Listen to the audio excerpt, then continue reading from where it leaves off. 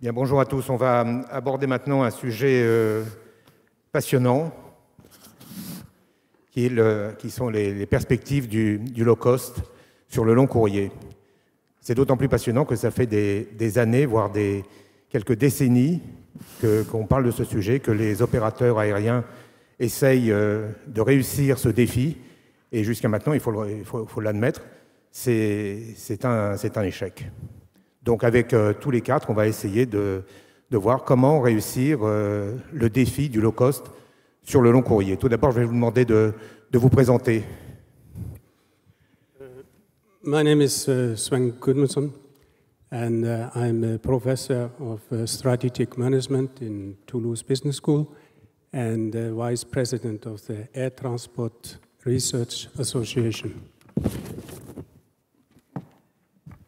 Bonjour, je suis Alex Cruz de Vueling à Barcelone. Je suis Marc Rochet, président d'Air Caraïbes et du cabinet de conseil Aérogestion. Très bien, je vous remercie. Si vous êtes d'accord, tous les trois, je vais vous demander une petite précision sur le secteur du low cost. De façon à planter le décor, quelle est exactement la différence entre low cost et low fare? La différence, c'est actuellement très grande parce que the emphasis on the low cost is very much on eliminating all unnecessary service features and focus on the core product. And this can actually lead to a very large cost difference that can be ranging for 40 and up to 60%. This means that fares, which low-cost carriers can offer, are of course much lower. And what is interesting is that when the fares become very low, there is a very strong increase in demand. And this is what we have called in the past the Southwest effect. I remember I was in Dallas, and Southwest began to fly to Baltimore, and we began to go crazy. Oh, Southwest, Baltimore, goodbye Baltimore, working for American Airlines, terrible. Low cost is easy. Is a low operating structure of an airline. So we have high cost, so low cost of an airline. Low fares is the price to the customer. But for me, the phenomenon of low cost is the attitude that a team of people put together and the proposition that comes out from that attitude. To have an attitude low cost means an attitude startup. It means entrepreneur, it means innovation, it means hard work, it means insolence, it means speed. So for me, low cost, yes, low cost structure, yes, low fares, but it's an attitude that you project to the passenger. Après tout ce qui a été dit, je vais essayer d'être très synthétique et exprimer peut-être un point de vue différent.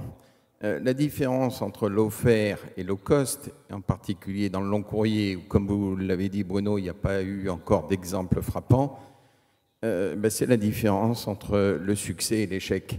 Parce que devant la pression du consommateur, pression tout à fait légitime, devant la pression des nouveaux consommateurs de transport aérien long courrier, beaucoup de gens veulent faire du low fare. Beaucoup de gens en font par la force des choses, parce qu'il y a de la concurrence sur les prix, parce qu'il y a des hubs qui interviennent lourdement dans les trafics long courrier. Par contre, être low cost dans le long courrier, on sait à peu près tous où il faut aller chercher les réductions de coûts, mais ça encore, personne ne l'a vraiment trouvé. C'est une espèce de quête du Graal obsessionnelle. Et tous ceux qui sont low fare et qui ne savent pas être low cost finissent généralement en dépôt de bilan, et c'est ce que l'on a déjà vu de nombreuses fois dans ce secteur, en tout cas ce qu'on essaye d'appeler le low cost long courrier. Merci. Bon, sans refaire 30 ans d'histoire du transport aérien, il y a déjà eu des tentatives de low cost long courrier. À une époque, on appelait ça le charter. Peut-être que vous voudrez expliquer la différence. Est-ce qu'il y a une différence entre low cost long courrier et charter? Moi, je voudrais savoir si dans le low-cost long courrier, il y a ces monoclasses, biclasses, triclasses. En tout cas, M. Gudmundsson, comment vous expliquez que depuis 30 ans jusqu'à maintenant, il y a eu quelques tentatives, mais il n'y a pas de succès. Quelles sont les clés pour réussir, à votre avis, un low-cost long courrier? So this is actually quite an interesting issue because from a strategy standpoint, it should be able to work, but we have very few success stories. Now, there are many reasons for that. For instance, the turnarounds which long-haul, low-cost carriers can achieve doesn't make any difference. In the low-cost model, short-haul, the turnarounds matter quite a lot because you can get better utilization out of the aircraft, and as a consequence, you are using less crew, you are using less number of aircraft to achieve the same thing. So the turnarounds are not working out. Aircraft utilization, it's going to be very similar to the network carriers. There is not much advantage. Airport charges, actually some of the low-cost, long-haul, they will have higher airport charges than the network carriers for the simple reason that you are dividing the fixed cost at each station on fewer flights because these carriers, they have fewer frequencies.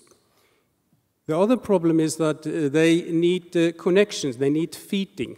There is not as much demand, that is the scope of demand for long-haul flights is larger, which necessitates connections, and they often end up working in alliances, which is also going to increase costs.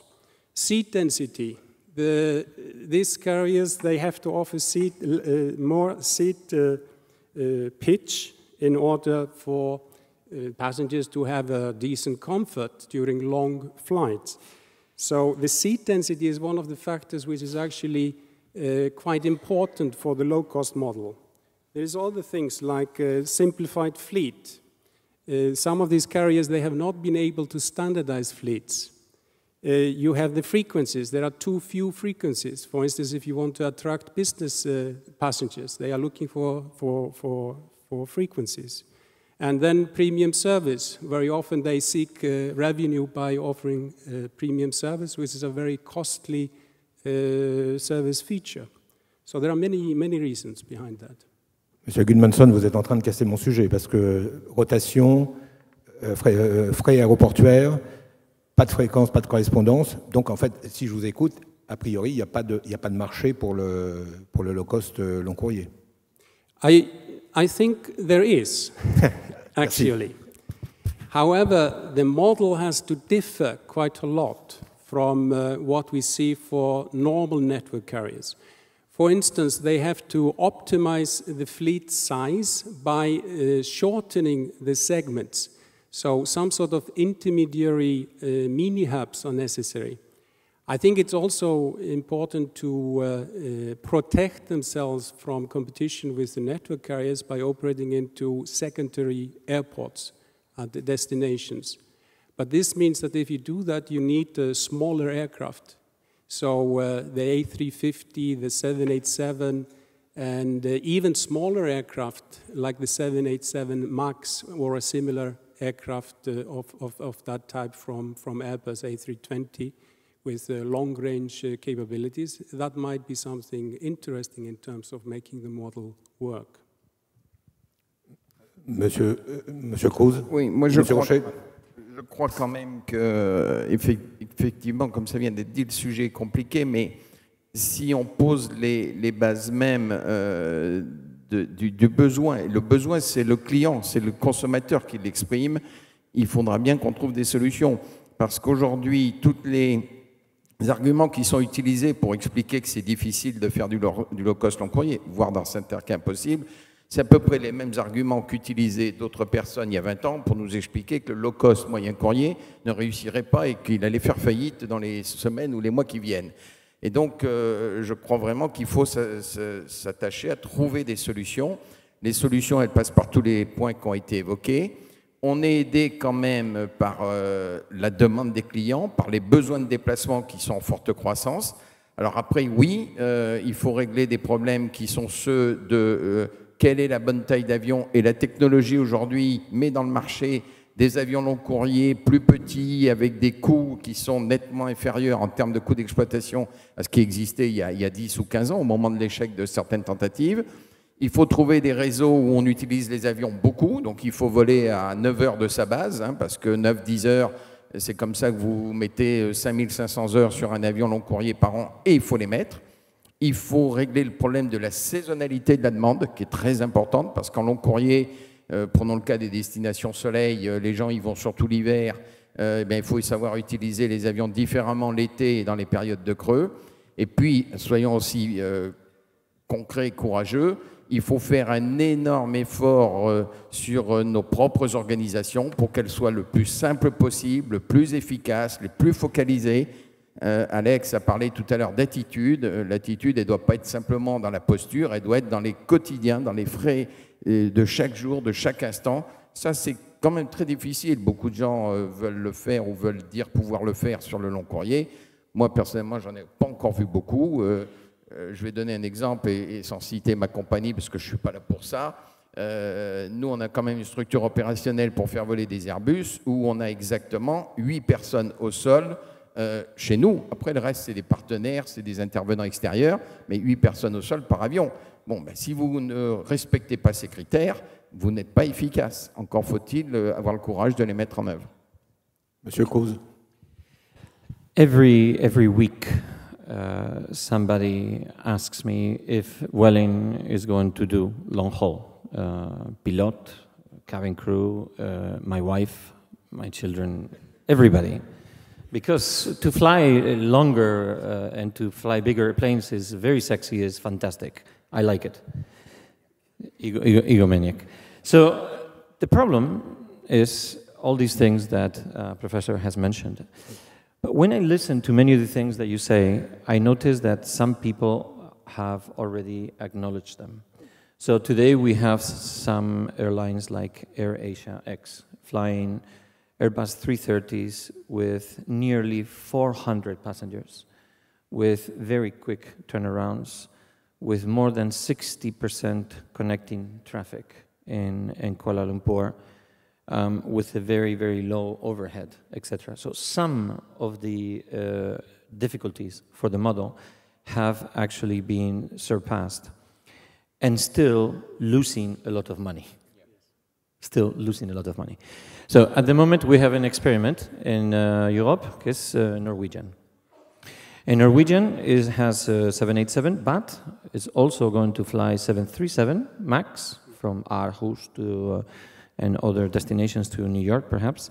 They're flying to main airports, big cities, and they are this year number 3.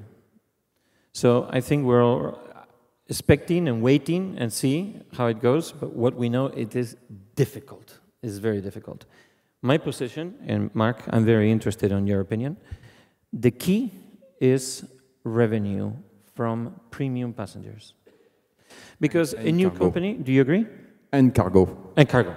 Because when you are putting 400 passengers into an Airbus, you have no business class, okay, why not, but not that kind of revenue, and you have not cargo, and not the revenue of a cargo.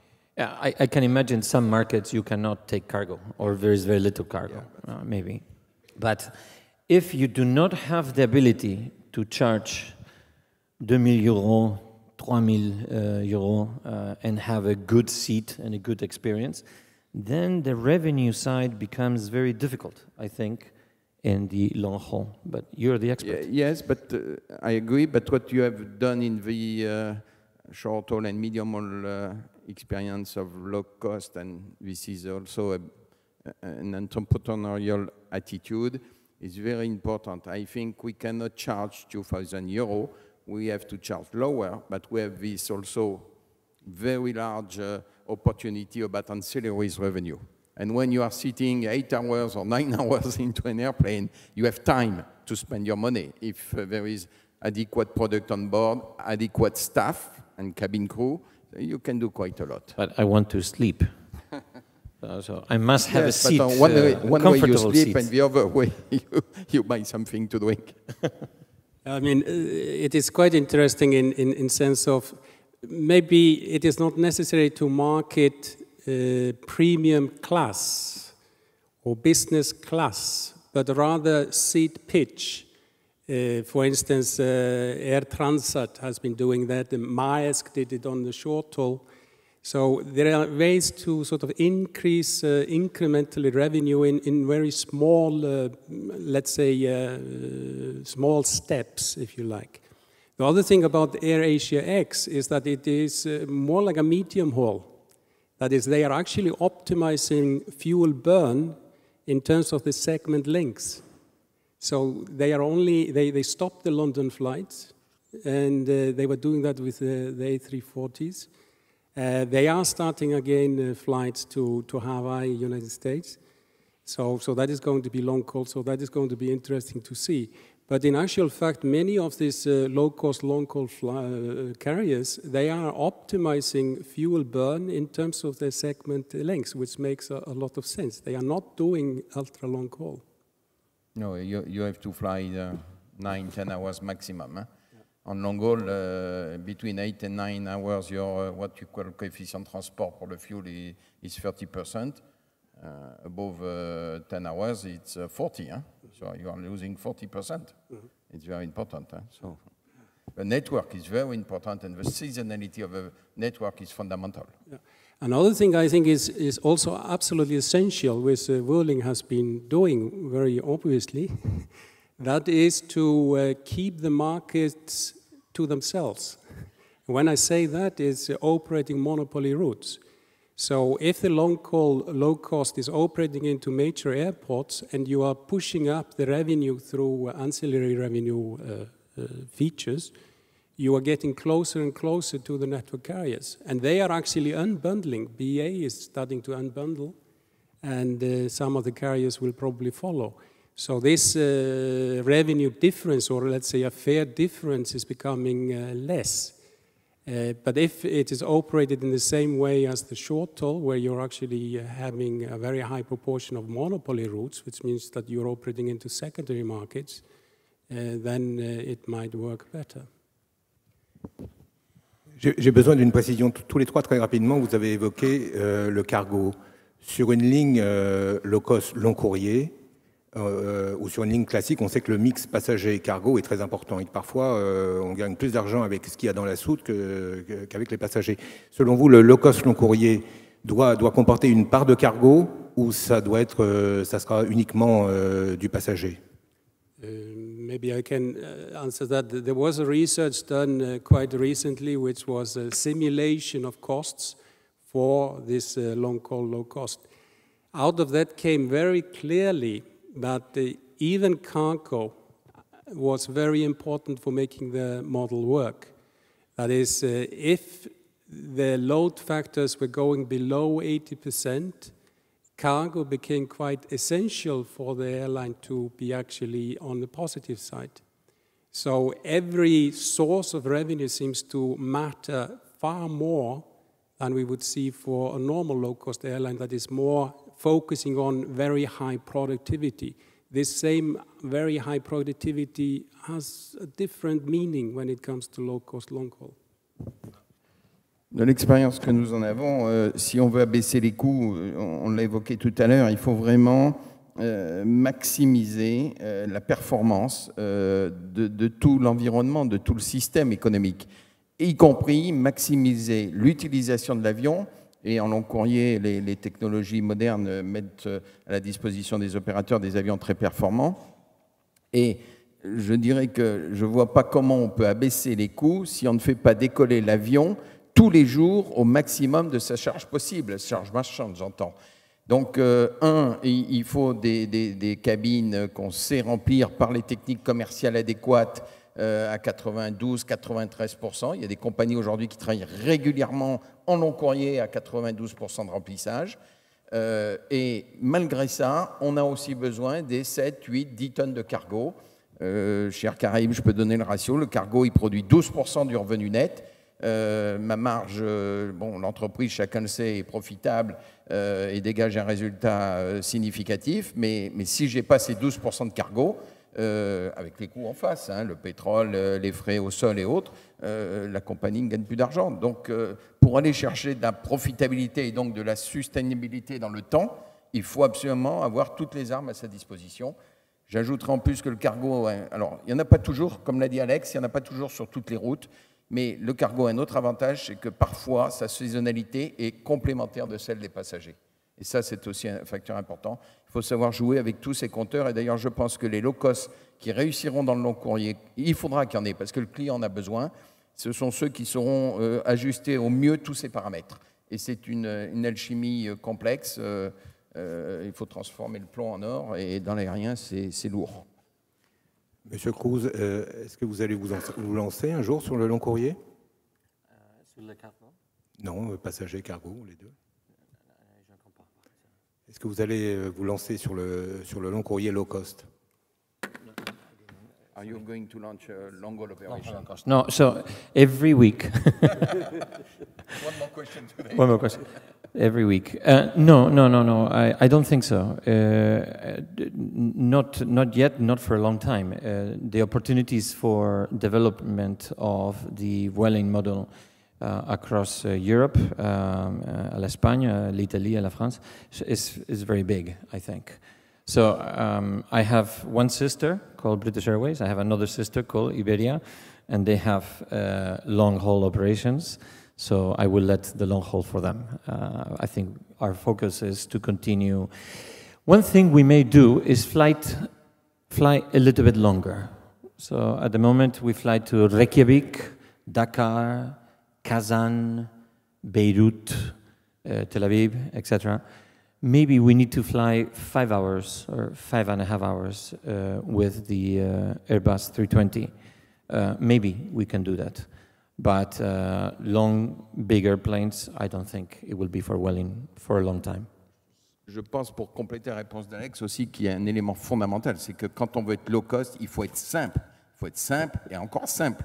Et quand on a des flottes moyen courrier ou court courrier, on ne peut pas mélanger ça avec des longs courriers, c'est pas vrai. Et quand on veut être efficace dans le long courrier, on ne peut pas gérer aussi des flottes moyen courrier. Les équipages, les opérations, la maintenance, même le commercial, il ne sait pas faire. Et donc, il faut faire qu'une chose et la faire bien. Et ceux qui ne réussissent pas, c'est ceux qui veulent faire plusieurs choses sans les faire à fond. And in this case, the air cruise is very important, because even with 5 hours or 6 hours, you can go and come back. So the economics are very important in this case. Absolutely. I think in this context, it's interesting that sort of the gold standard for low-cost Southwest has started international operations. But that is a different way in the sense that it's not a separate company, but it's an extension of the existing network. So they are starting to extend it slowly, and I think the longest flight is about 5 hours. It's not long haul. Huh? They were already flying west coast to east coast, which is even a little bit longer. Yeah.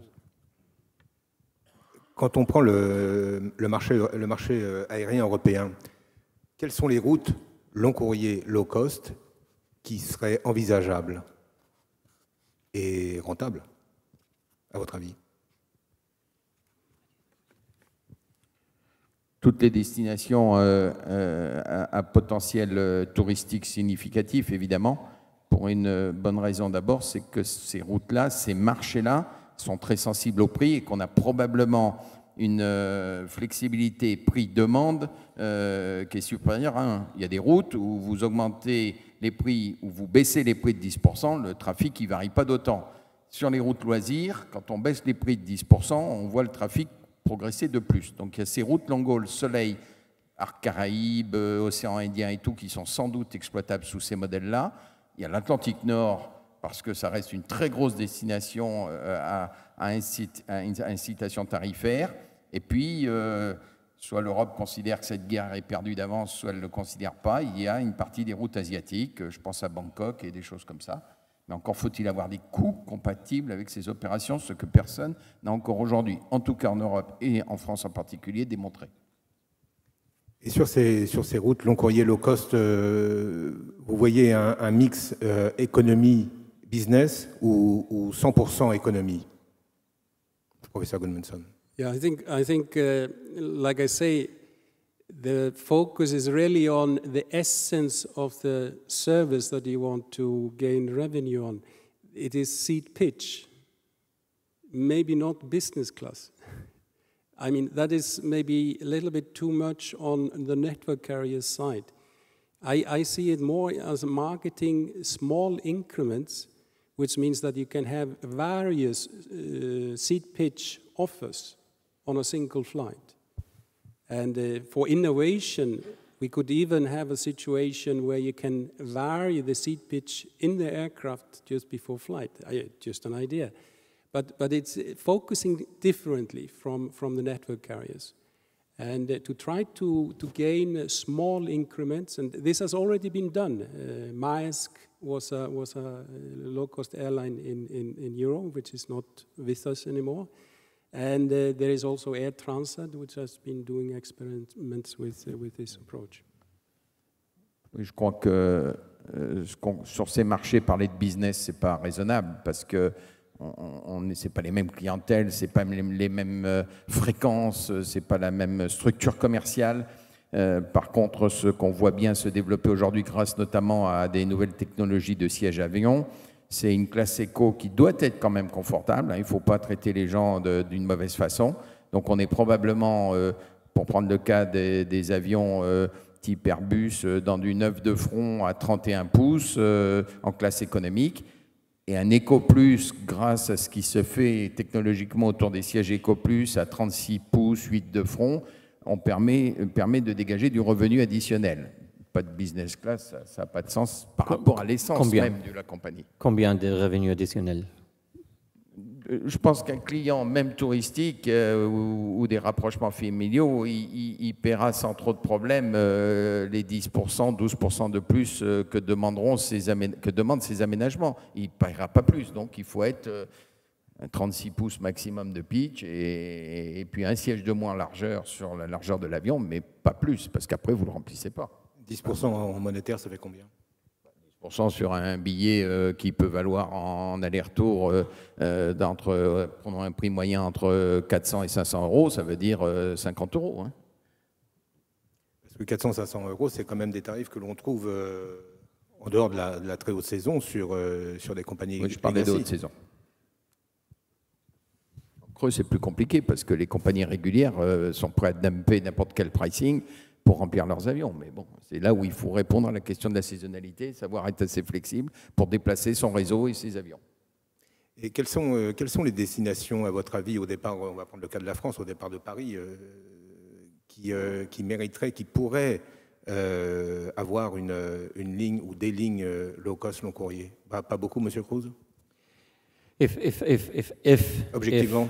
If I were to do a long-haul airline, I think what's attractive is go to the main cities, not secondary cities, because the secondary cities will have secondary number of passengers, a smaller number of passengers. So I think in the same way that Vueling started to fly Barcelona, Paris, Paris-Rome, main markets, main airports, I would probably want to fly to main destinations. I don't know, probably New York, probably Miami, probably Tokyo, I don't know, but they have to be markets where there are a lot of passengers, where there is a proposition of a product which comes at a nice price and it comes at a good service. I would be a little bit scared at the beginning to fly to smaller markets. It's interesting what some of our colleagues are doing in the industry with the smaller airplanes, but generally, if I look at Norwegian has chosen Florida, San Francisco, LA, and New York. They have not chosen Indianapolis or New Orleans. They have chosen, well, Puerto Rico recently. So sticking to the main markets where there is a lot of passengers, where you can provide a new alternative and compete better than the existing, probably, my guess, would be a reasonable proposition. I differ a little. I think it's quite essential for these carriers to protect themselves in a way of operating from secondary cities. It can be large secondary cities, it can be secondary airports near major cities. But the problem here is that the feet is essential. There has to be very, very strong feet. And this feet cannot be done through alliances and code-sharing and so on. It has to be done through airport services. So Gatwick Airport, for instance, is offering Connect, which means that any passenger can put together any flights they want and then use Connect to do the transfer. Cologne Airport is doing a similar service, and they are even offering a website where you can make the mixing yourself. Self-connect. Yeah. So this actually takes out the cost element from the long-haul low cost, at the same time that there is a relatively or potentially powerful feat, because it's not relying on alliances or code-sharing or any sort of collaboration between the airlines. It is with the airport as an intermediary. I see this as essential, and if this is offered, I think low-cost long-haul will be strengthened very substantially. I disagree. No, I disagree because we have been, we started with 0 connecting passengers. We were afraid of connecting passengers. And in 2010, we said, okay, let's try to connect a couple of passengers with a 2-hour connecting window in a brand new terminal. And today is 22% of connecting passengers in Barcelona, 21% in Rome, with 35 minutes connecting window. And the cost has not gone up. So we have managed to do it in a way where definitely the revenue opportunity is very large. So I do not see the connectivity for an airline, the cost to increase if you do it well. Of course, high punctuality helps. And even more, having worked very closely with our local government in Barcelona and Catalonia, talking about the concept of Connect, as in Milan, etc., we realized that as airlines subscribe to Amadeus or subscribe to Sabre, etc., the ability to sell tickets between different airlines or yourself is automatically enabled. And then the airports and the handling companies are built to help you connect. So we have seen that the cost to change from not connecting to connecting is very low. We expect EasyJet to begin connecting in Gatwick North Terminal at the end of the year. And we expect Ryanair to begin to connect in Stansted next year. Crazy, but true. I think they will. Because the cost is not so high, the revenue opportunity is very large. So as a competitive measure by airports, I agree. It's something that if you have, it enables you as an airport to be a better airport. But the risk of investment is high, because if you invest a lot of infrastructure systems to enable it, overnight an airline can switch Amadeus, switch the connectivity, and all of a sudden you have the feed. So as a differentiating factor, I agree from an airport side. As a development of an airline, I don't think it's a risk or expensive exercise. Yeah, I think the claims which Gatwick made was that there was a substantial increase in traffic, Cologne. There was a substantial increase in traffic at Cologne Airport. I think there is a certain convenience, but there is also a revenue opportunity. I mean, there are people that would be willing to pay for Connect services. And let's say Stansted has maybe 40% self-connect. I saw numbers about that. We don't have really clear numbers on it. And that is higher than Heathrow Airport. Heathrow is around 30%. But there is no services in Stansted at all, as far as I know. Gatwick has tried. So it is really a numbers game. That is, how many connections can you do potentially? And it seems to me for low-cost airlines, this is a much larger number if there is a middleman, rather than the airlines doing it themselves. And many of these passengers, remember, this is a very price-conscious segment of the market, is doing these self-connections. And they perceive it as high risk. And I can assure you of that. So insurance, selling insurance just for the connection and providing these extra services has a very potential, very high value for a segment of the market. Professeur Gudmundsson, vous pouvez nous rafraîchir un petit peu la mémoire? Vous vous souvenez, Freddy Laker qui avait lancé le SkyTrain, qu'est-ce qui s'est passé? Pourquoi il a arrêté? For the SkyTrain, this was very much very fast growth of Laker. Laker had a lot of issues with air services agreements to get permissions to fly to different destinations. He made a very large order of aircraft, which apparently there were accusations that there had been some sort of a meddling in terms of the banks. So as a consequence, he had to close down the airline in bankruptcy. But it was also, for a simple reason, it was hyper-growth, growing very, very fast. And this is a problem with many airlines, that is to add capacity in way too large chunks and to grow way too fast. Southwest, for instance, at least in the first 30 years or 20 years, were trying to manage growth by adding routes slowly and trying to grow within the existing route system. And my research on failures of low-cost airlines point very strongly to this factor, that it is something that the management needs to attend to very, very carefully. On peut dire que l'échec de la première vraie tentative de low-cost long-courrier de Freddy Laker est plutôt dû à des problèmes de management et peut-être même à la personnalité de Freddy Laker plutôt qu'à des problèmes de marché. Puis trop tôt peut-être dans le marché, trop tôt. Écoutez, ça tombe bien justement parce qu'on m'a rappelé que je devais passer la parole à la salle, donc... Est-ce que vous pouvez donner un micro au monsieur? Oui, monsieur après et monsieur en premier.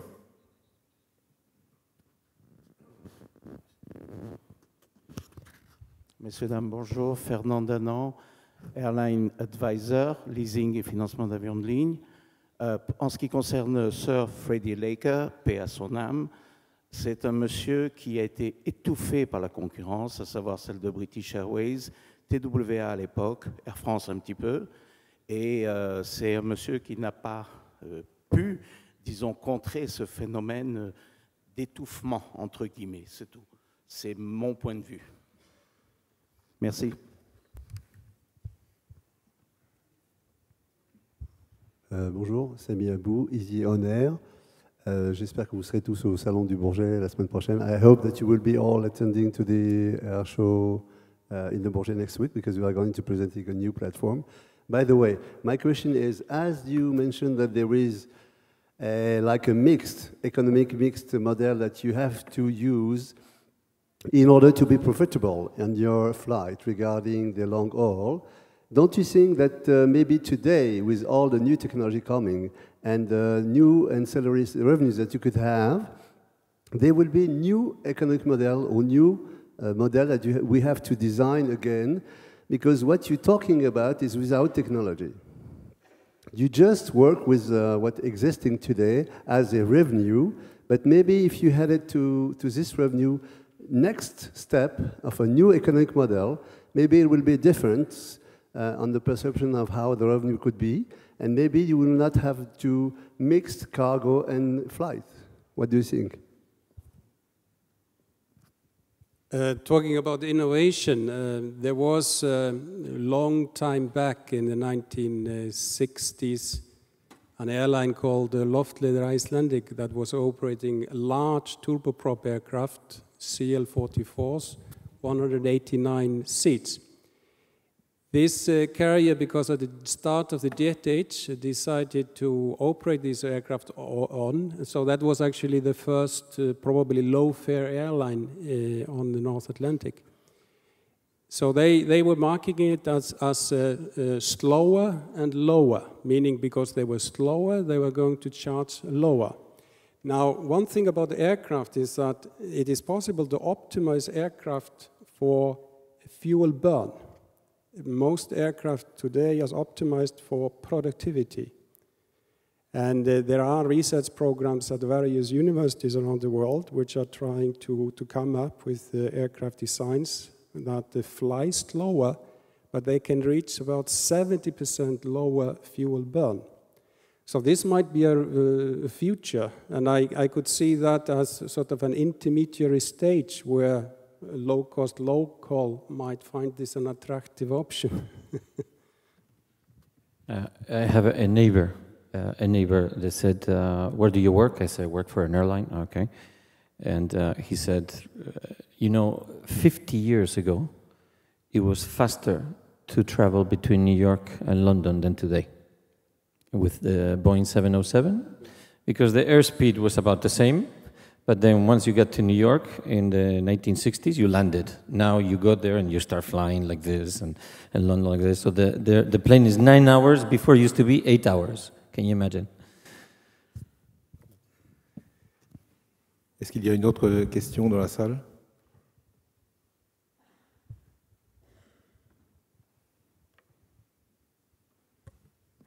Que pensez-vous des vols proposés par la compagnie en business pour aller à New York à des prix low cost? Marc, c'est une question pour vous, ça. Par éthique, je ne souhaite pas trop y répondre, parce que bon, tout le monde sait, au moins pour ceux qui sont au courant, que je me suis occupé de faire démarrer l'avion, et ensuite, dans le cadre d'un rachat par British Airways, cette compagnie est devenue Open Sky. Elle est donc en concurrence sur ce secteur avec la compagnie. J'ai le plus grand respect pour deux choses. D'abord, les gens qui ont du courage pour se lancer. Et deuxièmement, encore plus de respect pour ceux qui le font à titre privé, avec des investisseurs privés, qu'en se basant sur des aides politiques ou autres. Maintenant, bon, c'est un modèle très particulier. Ce n'est pas du low cost. C'est du segment affaires vendu low fare. Je leur souhaite bonne chance, c'est tout ce que je peux dire. En tout cas, c'est tout ce que je souhaite dire. What is clear is that there's a need for another product. So when you see Lufthansa, British Airways, Iberia, Air France creating the premium economy product in these long-haul destinations, there's clearly a wish to give a product to high-end leisure passengers that are willing to pay a little bit more, and also to some business passengers that don't want to pay 3,000 euros. They want to pay maybe 1,000 something. So in these big markets, there is a product for everyone. In markets that are more secondary or markets you're trying to develop, I think you need to reach the balance. You have to have some premium, some kind of premium service via ancillaries, and then economy. But there has to be a combination between the two. Parfois, j'ai l'impression que lorsque l'on parle de low cost, long courrier, on pense peut-être trop souvent à la clientèle à des tarifs bas, compétitifs, on va dire. Est-ce que le vrai marché du low cost, j'ai bien dit low cost, pas low fare, low cost, long courrier, est-ce que ce n'est pas le créneau de la clientèle d'affaires? Moi, je n'y crois pas personnellement, parce que la clientèle affaires, elle a besoin d'un network, elle a besoin d'un programme de fidélité, elle a besoin de fréquence, elle a besoin d'horaire, elle a sans doute envie de payer un peu moins cher qu'aujourd'hui, mais l'offre et la concurrence existent déjà de par le monde. Hein. Tout à l'heure, dans une table ronde précédente, Alexandre de Juniac a cité les 1000 destinations qui étaient couvertes par l'alliance SkyTeam, et il en est de même pour les autres alliances.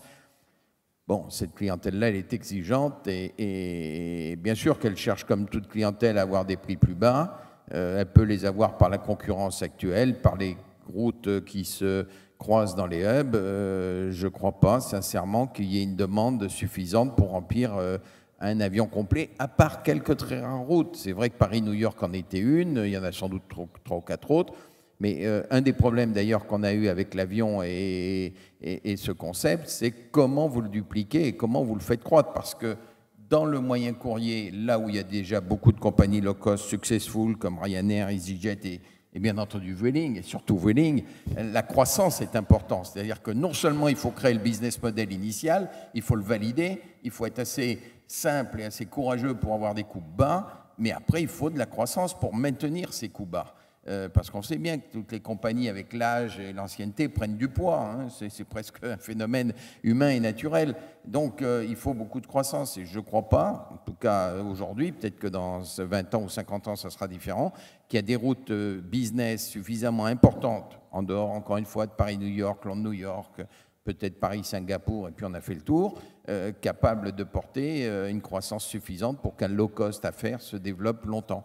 Qu'il fasse une expérience sympathique et profitable à une petite échelle. Oui, mais à un moment donné, et on l'a bien vu avec l'avion, il y a bien entendu obligation de rejoindre un réseau et une alliance beaucoup plus large. Pour cette clientèle-là, ce n'est pas le cas de la clientèle loisir. La clientèle loisir, elle veut un bon produit, pas cher, et quelque chose de sympa. Comme l'a dit Alex, encore une fois, elle veut une attitude. Et avec là, vous pouvez faire de la croissance. Vous pouvez imaginer. Et d'ailleurs, c'est le problème qui va se poser.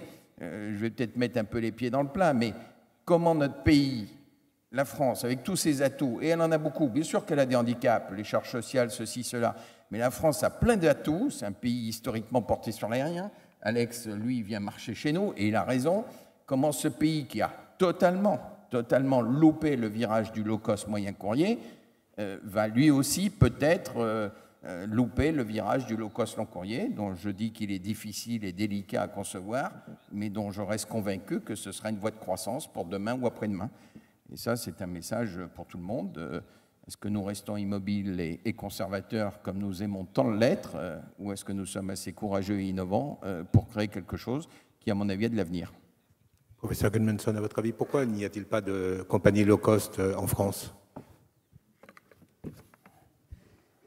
Pardon,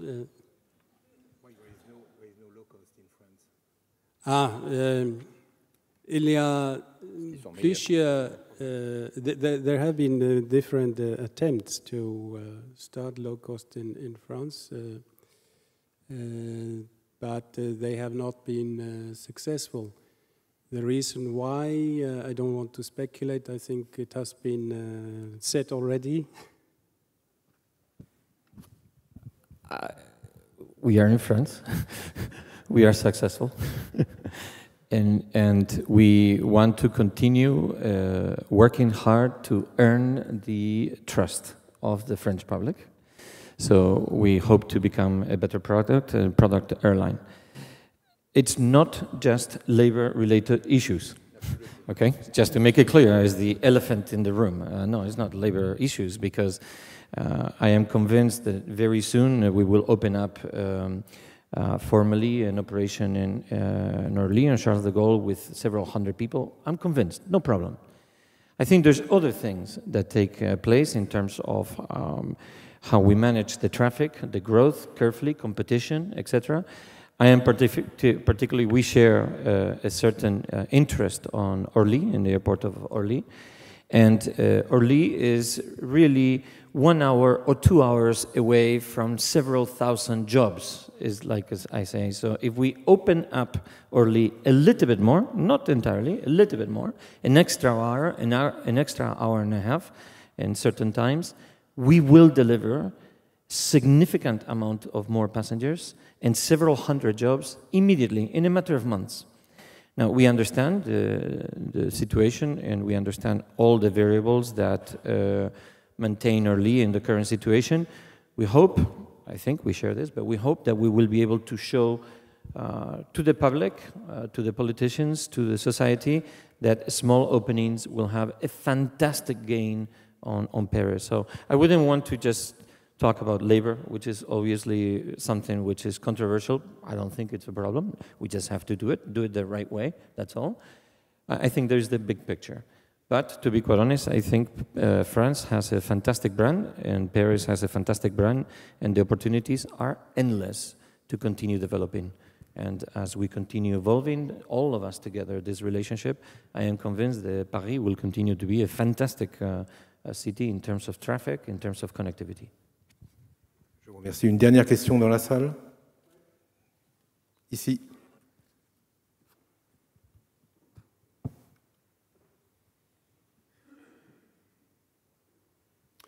Thierry Vigoureux du Point. Est-ce qu'il y a des types d'avions particulièrement adaptés à une éventuelle activité low cost, soit des avions neufs ou alors peut-être des avions un peu anciens comme des 747-400 à grande capacité? Et où se situe l'A380 à 600-800 sièges dans cette équation? Je vais peut-être commencer par répondre, puisque nous opérons déjà des longs courriers. Dans ma réponse, point 1, il faut des avions modernes et efficaces pour 2 raisons.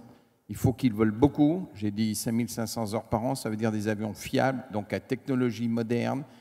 Et excusez-moi, c'est pas méchant, mais pas des vieux clous.